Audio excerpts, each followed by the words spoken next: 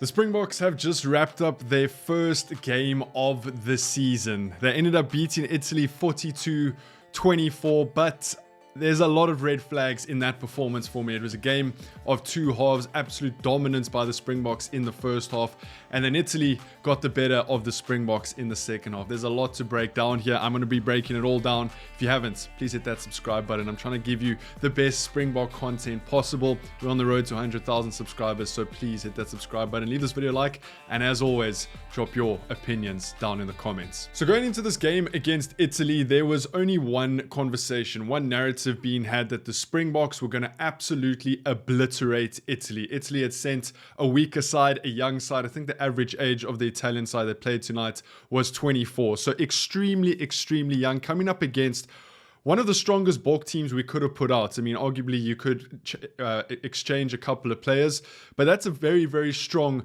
Springbok side that took the field. 738 caps, there were 440 odd caps on the bench, multiple double World Cup winning Springboks, and Italy kind of scared the Springboks a little bit tonight. I mean, if we look at the New Zealand-France game today as well, people were saying that France have brought all these youngsters over, and then France end up losing by 4 points only. So I think the Springboks would have looked at that New Zealand game and had a smile on their face, and I think New Zealand are now looking at this Italy game and they have a smile on their face, because that game, Springboks versus New Zealand away, those two away tests, is the biggest two games of the season, I think, for the Springboks. And I think that's what everyone's going to compare these performances to. Can the Springboks beat New Zealand with the game that they played today against Italy? And to be honest, probably not. Now, I do think there are a lot of positives to take out of that first half and a lot of negatives to take out of the second half. So let's start with it. I'm going to give you some stats. There were a total of 13 scrums, 10 in the first half, 3 in the second half. And the Springboks absolutely dominated every single one of those scrums. There was the Springboks pulled off an old-fashioned tight head. I think that led to a try. It's in my notes. I will be getting to that. One of the problem areas for the Springboks were the lineouts. 4 lineouts lost. Now, I don't think Malcolm Marx had a phenomenal game. I don't think he had a great game.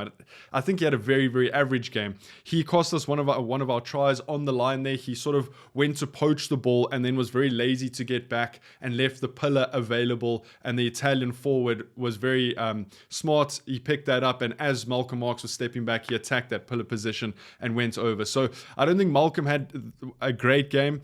The tight five, the starting tight five, maybe besides Malcolm Marx, I think had a phenomenal game. Ox and Volcolo scrummed the Italians into the absolute ground, and that was sort of the only conversation coming into this, is that are the Springboks going to be able to handle the Italian scrum? We know how good the Italian scrum has been. 93% scrum success rate in the Six Nations. That was Italy's bread and butter in the Six Nations. But Ox, Volko, Ebenezebeth, and Luthiacher absolutely obliterated that Italian scrum in that first half. Like I said, 10 scrums in the first half, and we dominated all 10 of them. So Ox and Volcolo definitely did their job up front.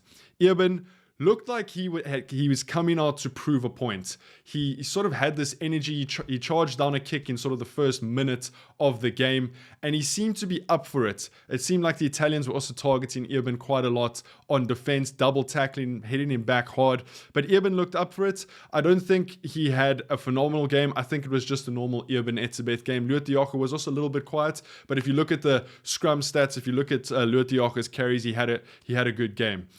Then we kind of, in the first 10 minutes, it wasn't great from the Springboks, right? We were trying to break down this Italian side. And yes, in those first 10 minutes, you expect Italy to be there, to be confrontational, and to try and push the Springboks back. But it looked a little bit scrappy from the Springboks in the first 10 minutes. But I think they were just trying to calm everything down. I don't think it was anything to panic about, but it definitely looked a little bit scrappy, like we were trying to force the pace of the game. And it's good. I like that, because normally the Springboks come out and we start extremely slowly, and then we sort of get into the game in the second half. That was the complete opposite in this game. In the first 10 minutes, the fourth scrum of the game, we ended up scrumming a tight head, which was absolutely phenomenal. And then Delende put in a fantastic little grubber for Jesse Creel. And I think that's what kind of calmed it down for the Springboks. Now, the Italian line speed in sort of the first 20 minutes was absolutely phenomenal. I thought the Italians started off great. Their line speed was great. They were really causing some chaos at the ruck, slowing the ball down. But we kind of, I don't know, it's difficult to explain sort of that first 20 minutes. It was kind of like we were dominant, but we didn't get the reward for it. And once that 20 minutes had gone, Italy had weathered the storm. The Springboks were only 7-0 up. So for all that dominance, and we say this so much about the Springboks, we're not that clinical in the 22. If you look at a team like New Zealand, when they get in the 22, they score. And it is something that the Springboks are going to have to work on. Now, someone who I did think had an absolutely phenomenal game was Morne van den Berg. He went over for 2 tries. I think he played 54 minutes or so. He was absolutely everywhere. His box kicks were pinpoints. He was at every single ruck and getting the ball out as quickly as he could. His defense was top notch. He was everywhere. I didn't see now who won man of the match because I came down to record this video, but I would be very surprised if either Morne van den Berg didn't win the match, man of the match, or Vincent Chachuka. Now, Italy also got 2 yellow cards in this game, and we can't forget that, because I think if Italy hadn't lost those 2 yellow cards, and I mean one was right at the end of the game, it could have been a lot closer. Overall thoughts on the first half. Look, I thought it was a good first half. I think we got into it after the first 10 minutes. We ended up finishing the first half 28-3 up. Andre Pollard 4-4 in the first half off the kicking tee. We created some very, very good tries. Kurtley Arendse absolutely carved them up behind the lineouts. The ball went to the back of the lineouts, popped it to Malcolm Marx, passed it off to Kurtley Arendse, and he absolutely carved up Italy, which made the scoreline 21-3. Then in the 36th minute, that was when Morne van den Berg picked the ball off the back of the scrum from a dominant scrum on the 5 meter and ended up going over. And I think a very, very good first half. I think everyone was in a good mood and sort of optimistic about what we were going to see in that second half, being 28-3 down.